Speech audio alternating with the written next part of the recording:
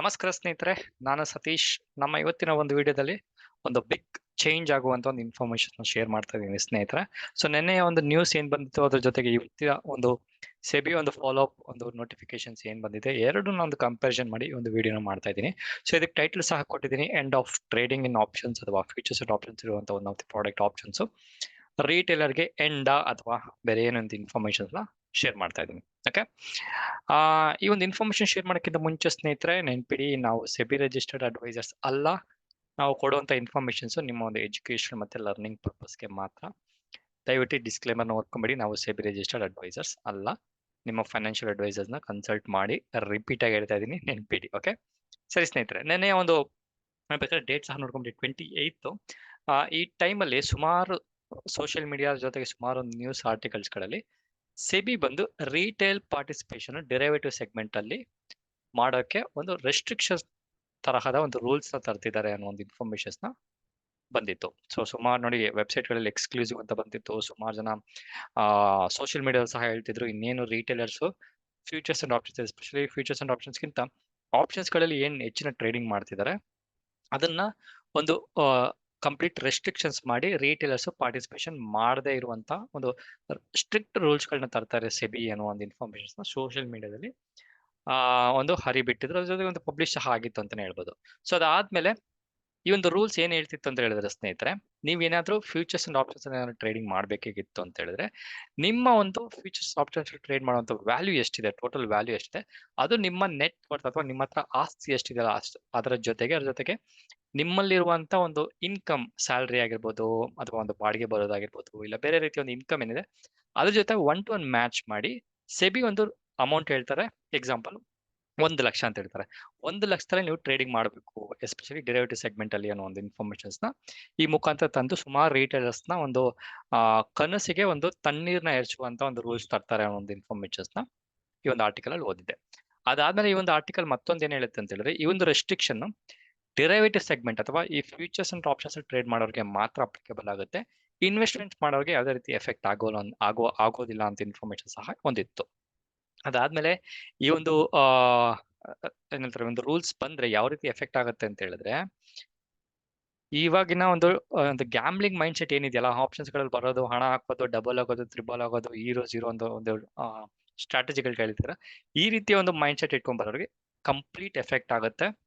ಅದ್ರ ಜೊತೆಗೆ ಸುಮಾರು ಜನ ಸಾಲ ಮಾಡ್ಕೊಂಡು ಈ ಟ್ರೇಡಿಂಗ್ ಅಲ್ಲಿ ಮಾಡ್ಕೊಂಡು, ಎಸ್ಪೆಷಲಿ ಆಪ್ಷನ್ಸ್ ಅಲ್ಲಿ ಟ್ರೇಡಿಂಗ್ ಮಾಡ್ಕೊಂಡು ಎಷ್ಟು ಲಾಸ್ ಮಾಡ್ಕೊಂತಿದ್ದಾರೆ ಅದ್ರ ಬಗ್ಗೆ ಸಹ ಒಂದು 2021-22 ಏನೋ ಒಂದು ಸೆಬಿ ಒಂದು ಅನಾಲಿಸಿಸ್ ಮತ್ತೆ ಒಂದು ರಿಸರ್ಚ್ ಸಹ ಮಾಡಿ ಒಂದು ಡಿಸ್ಕ್ಲೋಸರ್ ಕೊಟ್ಟಿತ್ತು. ಏನಂತ, ಸುಮಾರು ರಿಟೇಲರ್ಸ್ ಆಲ್ಮೋಸ್ಟ್ 90-95% ರಿಟೇಲರ್ಸ್ ಲಾಸ್ ಮಾಡ್ಕೊಂತಿದ್ದಾರೆ. ಅದಕ್ಕೋಸ್ಕರ ನೀವು ಯೋಚನೆ ಮಾಡ್ಕೊಂಡು ಒಂದು ಟ್ರೇಡಿಂಗ್ ನ ಮಾಡಿ ಅನ್ನೋ ಒಂದು ಇನ್ಫಾರ್ಮೇಶನ್ಸ್ ನ ಪಬ್ಲಿಷ್ ಮಾಡ್ಬೇಕು ಎಲ್ಲ ಒಂದು ಬ್ರೋಕರ್ಸ್ಗಳು ಅವರ ಟ್ರೇಡಿಂಗ್ ಟರ್ಮಿನಲ್ಸ್ ಅಲ್ಲಿ ಅನ್ನೋ ರೂಲ್ಸ್ ಸಹ ಸೆಬಿ ಇಶ್ಯೂ ಮಾಡಿತ್ತು. ಇವಿಷ್ಟು ಆದ್ರೂ ಒಂದು ಟ್ರೇಡಿಂಗ್ ಅಲ್ಲಿ ಅಥವಾ ಎಸ್ಪೆಷಲಿ ಆಪ್ಷನ್ಸ್ ಟ್ರೇಡಿಂಗ್ ಅಲ್ಲಿ ಈ ರಿಟೇಲರ್ ಪಾರ್ಟಿಸಿಪೇಷನ್ ಹೆಚ್ಚಿಗೆ ಆಗೋದನ್ನ ನೋಡ್ಕೊಂಡು ಸೆಬಿ ಒಂದು ಸ್ಟ್ರಿಕ್ಟ್ ರೂಲ್ಸ್ ತರ್ತಾನೆ ಒಂದು ಇನ್ಫಾರ್ಮೇಶನ್ಸ್ ನ ಈ ಒಂದು ಕಂಪ್ಲೀಟ್ ಆರ್ಟಿಕಲ್ ಒಂದು ಸಮರೈಸ್ ಮಾಡಿ ಹೇಳ್ತಾ ಇದ್ದೀನಿ. ಈ ರೀತಿ ಒಂದು ಆರ್ಟಿಕಲ್ಸ್ ಅಲ್ಲಿ ಕೊಟ್ಟರು. ಇನ್ ಕೇಸ್ ಏನಾದ್ರು ಸ್ನೇಹಿತರೆ, ಈ ಒಂದು ಆರ್ಟಿಕಲ್ ನಾನು ಓದಿ ನನಗೂ ಸ್ವಲ್ಪ ಶಾಕ್ ಆಯ್ತು, ಈ ರೀತಿ ಬಂತು ಅಂದ್ರೆ ನಾವುಗಳು ಹೆಂಗ್ ಟ್ರೇಡ್ ಮಾಡೋದು ಹಿಂಗೆ ಅಂತ ಸ್ವಲ್ಪ ನನಗೂ ವರಿ ಆಯ್ತು ಅಂತಾನೆ ಹೇಳ್ಬೋದು. ಸೊ ಇನ್ ಕೇಸ್ ಏನಾದ್ರು ಈ ಒಂದು ರೂಲ್ಸ್ ಏನಾದ್ರು ಬಂತು ಅಂತಾರೆ ಯಾವ ರೀತಿ ಎಫೆಕ್ಟ್ ಆಗ್ಬೋದು ಅನ್ನೋ ಒಂದು ಕೆಲವೊಂದು ಇನ್ಫಾರ್ಮೇಶನ್ಸ್ ಪಾಯಿಂಟ್ಸ್ ಮುಖಾಂತರ ಈ ಒಂದು ಸ್ಲೈಡ್ ಅಲ್ಲಿ ಹಾಕಿದ್ದೀನಿ. ಅದಾದ್ಮೇಲೆ ಇವತ್ತಿನ ದಿವಸ ಅಥವಾ ಇವತ್ತೇನ್ ಡೇಟು 29th ಸೆಬಿ ಏನು ಒಂದು ಕ್ಲಾರಿಫಿಕೇಶನ್ ಕೊಟ್ಟಿದೆ ಅಂತ ಸಹ ಎಕ್ಸ್ಪ್ಲೇಷನ್ಸ್ ಕೊಡ್ತೀನಿ ನೆಕ್ಸ್ಟ್ ಸ್ಲೈಡ್ ಅಲ್ಲಿ. ಇನ್ ಕೇಸ್ ಏನಾದ್ರು ಸ್ನೇಹಿತರೆ, ಈ ಪ್ರೀವಿಯಸ್ ಅಲ್ಲಿ ಹೇಳಿದ್ನಲ್ಲ, ಈ ಒಂದು ನ್ಯೂಸ್ ಈ ಒಂದು ಏನಂತಾರೆ ಸ್ಟ್ರಿಕ್ಟ್ ರೂಲ್ಸ್ ಏನಾದ್ರು ಬಂತು ಅಂತ ಹೇಳಿದ್ರೆ, ಸುಮಾರು ಜನ ಗ್ಯಾಮ್ಲಿಂಗ್ ಮೈಂಡ್ ಸೆಟ್ಗೆ ಮತ್ತೆ ತಿರುಗಿ ಸೊ ಗ್ಯಾಮ್ಲಿಂಗ್ ಮೈಂಡ್ ಸೆಟ್ಗೆ ತಿರುಗಿ ಬೇರೆ ಬೇರೆ ರೀತಿಯ ಒಂದು ಏರಿಯಾಗಳಲ್ಲಿ ಗ್ಯಾಮ್ಲಿಂಗ್ ಮಾಡುವಂತ ಮೈಂಡ್ ಸೆಟ್ ಕಂಪ್ಲೀಟ್ ಇನ್ಕ್ರೀಸ್ ಆಗುತ್ತೆ. ಅದೊಂದು 100% ಶೋರ್. ಯಾಕಂದ್ರೆ ಆಬ್ವಿಯಸ್ ಇವಾಗ ಆಪ್ಷನ್ಸ್ ಟ್ರೇಡ್ ಮಾಡಕ್ ಬಿಟ್ಟಿಲ್ಲ ಅಂದ್ರೆ ಸುಮಾರು ಜನ ಅನ್ಕೋತಾರೆ, ಅಯ್ಯೋ ಆಪ್ಷನ್ಸ್ ಅಲ್ಲಿ ಬಿಡ್ತಿಲ್ಲಪ್ಪ, ನಾನು ಬೇರೆದಕ್ಕೆ ಹೋಗಿ ಹಣ ಡಬಲ್ ಮಾಡ್ಬೇಕಂತ ಮೈಂಡ್ ಸೆಟ್ ಅಲ್ಲಿ ಇರ್ತಾರೆ. ಆ ರೀತಿ ಗ್ಯಾಮ್ಲಿಂಗು 100% ಹೆಚ್ಚಿಗೆ ಆಗುತ್ತೆ. ಅದಾದ್ಮೇಲೆ ಸ್ಟಾಕ್ ಮಾರ್ಕೆಟ್ ಅಲ್ಲಿ ಏನಾದ್ರು ಅಥವಾ ಈ ಸೆಬಿಯ ಕಂಟ್ರೋಲ್ ಅಲ್ಲಿ ಇರುವಂತಹ ಸ್ಟಾಕ್ ಮಾರ್ಕೆಟ್ ಏನಾದ್ರು ಅಲೋ ಮಾಡಿಲ್ಲ ಅಂತ ಹೇಳಿದ್ರೆ, ಸುಮಾರು ಜನ ಕ್ರಿಪ್ಟೋ ಕರೆನ್ಸಿ, US ಮಾರ್ಕೆಟ್ ಜೊತೆಗೆ ಫಾರೆಕ್ಸ್ ಈ ರೀತಿ ಸುಮಾರು ಒಂದು ಟ್ರೇಡಿಂಗ್ ಪ್ಲಾಟ್ಫಾರ್ಮ್ ಗಳ ಏನೊಂದು ಸರ್ವಿಸಸ್ ನ ಕೊಡ್ತಾರೆ, ಅಲ್ಲಿಗೆ ಕಂಪ್ಲೀಟ್ ಶಿಫ್ಟ್ ಆಗುವಂತ ಚಾನ್ಸಸ್ ಹೆಚ್ಚಿಗೆ ಇದೆ. ಅವ್ರು ಇಲ್ಲೇ ಪ್ರಾಫಿಟ್ ಮಾಡಿಲ್ಲ ಅಥವಾ ರಿಟೇಲರ್ಸ್ ಇಲ್ಲೇ ಪ್ರಾಫಿಟ್ ಮಾಡಿಲ್ಲ, ರೆಸ್ಟ್ರಿಕ್ಷನ್ಸ್ ಇದೆ ಅಂತ ಹೇಳಿದ್ರೆ ಅಲ್ಲೂ ಪ್ರಾಫಿಟ್ ಮಾಡಕ್ಕಾಗತ್ತೆ, ಅಲ್ಲೂ ಸಹ ಇನ್ನು ಡಬಲ್ ಲಾಸ್ ಆಗುವಂತ ಚಾನ್ಸಸ್ ವೆರಿ ವೆರಿ ಹೈ ಇದೆ. ಅದ್ರ ಜೊತೆಗೆ ಈ ಡಬ್ಬಾ ಟ್ರೇಡಿಂಗ್ ಅಂದ್ರೆ ಏನ್ ಗೊತ್ತಿಲ್ಲ ಅಂತ ಹೇಳಿದ್ರೆ ನನ್ನ ಚಾನಲ್ ಅಲ್ಲಿ ಹೋಗಿ ಸರ್ಚ್ ಮಾಡಿ ಡಬ್ಬಾ ಟ್ರೇಡಿಂಗ್ ಕ್ಯಾಶ್ ಚಾಂಟ್ ಅಂತ, ಅಲ್ಲಿ ನಿಮ್ಗೆ ಕಂಪ್ಲೀಟ್ ಇನ್ಫಾರ್ಮೇಶನ್ ಸಿಗುತ್ತೆ. ಈ ಒಂದು ಡಬ್ಬಾ ಟ್ರೇಡಿಂಗು ಒನ್ ಟೈಮ್ ಅಲ್ಲ, ಟೂ ಟೈಮ್ಸ್ ಅಲ್ಲ, ಮೋರ್ ದನ್ 1000 ಟೈಮ್ಸ್ ಇನ್ಕ್ರೀಸ್ ಆಗುವಂತ ಚಾನ್ಸಸ್ ಹೆಚ್ಚಾಗಿದೆ. ಬಿಕಾಸ್ ಸುಮಾರು ಜನ ಮಿಸ್ಯೂಸ್ ಮಾಡ್ಕೊಂತಾರೆ. ಮತ್ತೆ ರಿಟೇಲರ್ಸ್ಗೆ ಮೆಸೇಜಸ್ ಬರುತ್ತೆ, ನಿಮಗೆ ಆಪ್ಷನ್ಸ್ ಟ್ರೇಡಿಂಗ್ ಮಾಡಕ್ ಬಿಡ್ತಿಲ್ಲ ಅಂದ್ರೆ ಬನ್ನಿ ನಮ್ಮ ಕಂಪನಿಯಲ್ಲಿ ನಾವು ಡಬ್ಬಾ ಟ್ರೇಡಿಂಗ್ ಅಲ್ಲಿ ನಿಮಗೆ ಪ್ರಾಫಿಟ್ ಮಾಡ್ಕೊಡ್ತೀವಿ ಅಂತ ಆರ್ಟಿಕಲ್ಸ್ ಅಡ್ವರ್ಟೈಸ್ಮೆಂಟ್ ಬರೋದ್ರಿಂದ ರಿಟೇಲರ್ಸ್ ಅಲ್ಲಿ ಸಹ ಟ್ರಾಪ್ ಆಗ್ತಾರೆ.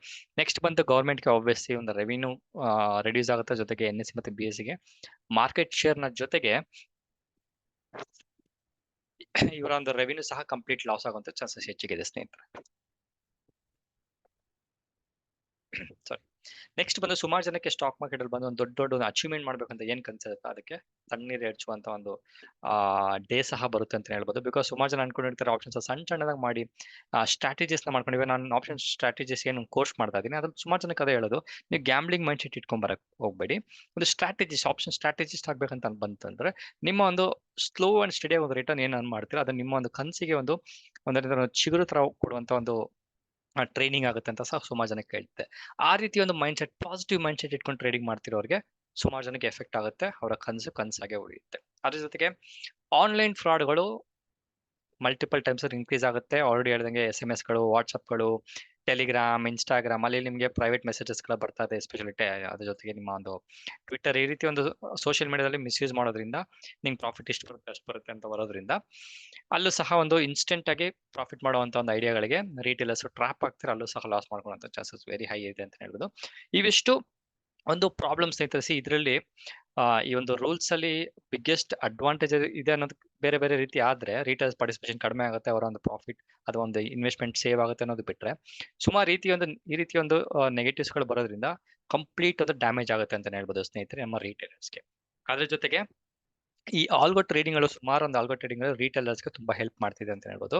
ಅದ್ರ ಜೊತೆಗೆ ಅಲ್ಲೂ ಸಹ ಸ್ವಲ್ಪ ಕಾಂಪ್ಲಿಕೇಶನ್ಸ್ ಆಗೋದ್ರಿಂದ ಅವರ ಕಂಪನಿಗಳಿಗೆ ಸಹ ಎಫೆಕ್ಟ್ ಆಗುತ್ತೆ. ನಾನು ಆಲ್ಗೋ ಟ್ರೇಡಿಂಗ್ ನ ಸ್ಟಾಪ್ ಮಾಡಿದ್ದೀನಿ. ಫ್ಯೂಚರ್ ಯಾರು ಆಲ್ಗೋ ಟ್ರೇಡಿಂಗ್ ಕಾಂಟ್ಯಾಕ್ಟ್ ಮಾಡಬೇಡಿ ಸ್ನೇಹಿತರೆ, ಬಿಕಾಸ್ ಆಲ್ಗೋ ಟ್ರೇಡಿಂಗ್ ಬೇರೆ ಬೇರೆ ರೀಸನ್ ಇಂದ ನಾನು ಸ್ಟಾಪ್ ಮಾಡಿದ್ದೀನಿ. ಸೊ ಈಗ ಕಂಪ್ಲೀಟ್ ಒಂದು ಸ್ಟ್ರಾಟಜೀಸ್ ಕಡೆ ಹೋಗೋದ್ರಿಂದ ನಾನು ಕಂಪ್ಲೀಟ್ ಆಪ್ಷನ್ ಸ್ಟ್ರಾಟಜೀಸ್ ಕಡೆ ಮಾತ್ರ ನಾನು ಕಾನ್ಸಂಟ್ರೇಷನ್ ಮಾಡ್ತಾ ಇದ್ದೀನಿ. ಇದು ಈ ಒಂದು 28th ಅಲ್ಲಿ ಒಂದು ಆರ್ಟಿಕಲ್ ಏನ್ ಬಂದಿತ್ತು ಅದಕ್ಕೆ ನನ್ನ ಒಂದು ಅನಾಲಿಸಿಸ್ ಸ್ನೇಹಿತರೆ. ಈಗ ಇವಿಷ್ಟು ನ್ಯೂಸ್ ಗಳನ್ನ ನೋಡ್ಕೊಂಡು ಸೆಬಿ ಒಂದು ಮತ್ತೆ ಫರ್ದರ್ ನೋಟಿಫಿಕೇಶನ್ ಕೊಡ್ತು ಅಂತಾನೆ ಹೇಳ್ಬೋದು. ಅದು ಇವತ್ತು 29th ಏನಂತ ಹೇಳ್ತಿದೆ ಅಂತ ಹೇಳಿದ್ರೆ, ಏನ್ ನಿನ್ನೆ ಒಂದು ನ್ಯೂಸ್ ಗಳನ್ನ ಪಬ್ಲಿಷ್ ಮಾಡಿದ್ರು ಸೋಷಿಯಲ್ ಮೀಡಿಯಾ ಮತ್ತೆ ಈ ನ್ಯೂಸ್ ಆರ್ಟಿಕಲ್ಸ್ ಗಳಲ್ಲಿ, ಅದು ರಾಂಗ್ ಇದೆ. ದ ವೇ ನ್ಯೂಸ್ ನ ಪ್ರೆಸೆಂಟ್ ಮಾಡಿದ್ರೆ ಅದು ರಾಂಗ್ ಇರೋದ್ರಿಂದ ನಾವು ಯಾವುದೇ ರೀತಿ ರಿಟೇಲ್ ಪಾರ್ಟಿಸಿಪೇಷನ್ ನ ಕರ್ಬ್ ಅಥವಾ ಸ್ಟಾಪ್ ಮಾಡ್ತಿಲ್ಲ. ಈ ಒಂದು ಡಿರೈವೇಟಿವ್ ಸೆಗ್ಮೆಂಟ್ ಅಲ್ಲಿ ಏನ್ ಟ್ರೇಡ್ ಮಾಡ್ತಿದ್ದಾರೆ ಆ ಒಂದು ಟ್ರೇಡಿಂಗ್ ನ ಸಿಂಪ್ಲಿಫೈಡ್ ವರ್ಷನ್ ಮಾಡಿ ರಿಟೇಲರ್ಸ್ ನ ಒಂದು ಪಾರ್ಟಿಸಿಪೇಷನ್ ಸ್ಟಾಪ್ ಮಾಡೋದು ನಮ್ಮ ಇಂಟೆನ್ಷನ್ ಅಲ್ಲ. ಅವರ ಒಂದು ರಿಸ್ಕ್ ಕ್ಯಾಪಿಟೇಟ್ ಬೇಸಿಸ್ ಮೇಲೆ ಅವ್ರು ಟ್ರೇಡ್ ಮಾಡಿದ್ರೆ ಅವರ ಇನ್ಕಮ್ ಟ್ಯಾಕ್ಸ್ ರಿಪೋರ್ಟ್ ಆಗಿರ್ಬೋದು, ಜೊತೆಗೆ ಎಲ್ಲಿಂದ ಇನ್ಕಮ್ ಬರ್ತಿದೆ, ಎಷ್ಟು ಸ್ಯಾಲರಿ ಬರ್ತಿದೆ, ಇವಿಷ್ಟು ಒಂದು ಅನಾಲಿಸಿಸ್ ನ ಮಾಡ್ಕೊಂಡು ಈ ಒಂದು ಏನಂತಾರೆ ಬ್ರೋಕರ್ಗಳ ಒಂದು ರಿಸ್ಕ್ ಗಳನ್ನ ಕಡಿಮೆ ಮಾಡಿದ್ರೆ ಆ ರಿಸ್ಕ್ ರಿಟೇಲರ್ಸ್ ಮೇಲೆ ಸ್ವಲ್ಪ ಕಡಿಮೆ ಆಗೋದ್ರಿಂದ ಅವರು ಲಾಸ್ ಮಾಡ್ಕೊಳ್ಳೋಂಥ ಚಾನ್ಸಸ್ ಕಮ್ಮಿ ಇದೆ. ಅದನ್ನ ನಾನು ಸಿಂಪ್ಲಿಫೈಡ್ ವರ್ಷನ್ ಮಾಡ್ತಿದ್ದೀನಿ ಅನ್ನೋದು ಬಿಟ್ರೆ ಯಾವುದೇ ಒಂದು ಟೈಮಲ್ಲೂ ರಿಟೇಲ್ ಪಾರ್ಟಿಸಿಪೇಷನ್ ಡೆರಿವೇಟಿವ್ ಸೆಗ್ಮೆಂಟ್ ಅಲ್ಲಿ ಬರಬಾರ್ದು ಅನ್ನೋ ಒಂದು ಡಿಸಿಷನ್ಗೆ ನಾವು ಇನ್ನೂ ಬಂದಿಲ್ಲ. ಆ ರೀತಿ ಡಿಸಿಷನ್ ನಮ್ಮ ಮುಂದೆ ಇಲ್ಲ ಅಂತ ಡಿಸಿಷನ್ ಸಹ ಮಾಡಿದ್ರು. ಸೊ ಈ ಒಂದು ಆರ್ಟಿಕಲ್ ಮುಖಾಂತರ ಸ್ನೇಹಿತರೆ ಅಥವಾ ನೋಟಿಫಿಕೇಶನ್ ಮುಖಾಂತರ ಸೆಬಿ ಒಂದು ಕಂಪ್ಲೀಟ್ ಕ್ಲಾರಿಫಿಕೇಶನ್ ಕೊಟ್ಟಿದ್ದಾರೆ ಅಂತಾನೆ ಹೇಳ್ಬೋದು. ಬಿಕಾಸ್ ಈ ರೀತಿಯ ಒಂದು ರೆಸ್ಟ್ರಿಕ್ಷನ್ಸ್ ಬಂತು ಅಂದ್ರೆ ಅಂತ ಹೇಳಿದ್ರೆ ಸ್ನೇಹಿತರೆ ಕಂಪ್ಲೀಟ್ ಡಿಪೆಂಡೆನ್ಸಿ FII ಮತ್ತೆ DII ಮೇಲೆ ಆಗೋದ್ರಿಂದ ಸ್ಟಾಕ್ ಮಾರ್ಕೆಟ್ ಕೆಲವೊಂದು ವಾಲಟಿಲಿಟಿ ಇರ್ಬೇಕಾದ್ರೆ ಬೀಳುವಂತ ಚಾನ್ಸಸ್ ಹೆಚ್ಚಿಗೆ ಇರುತ್ತೆ.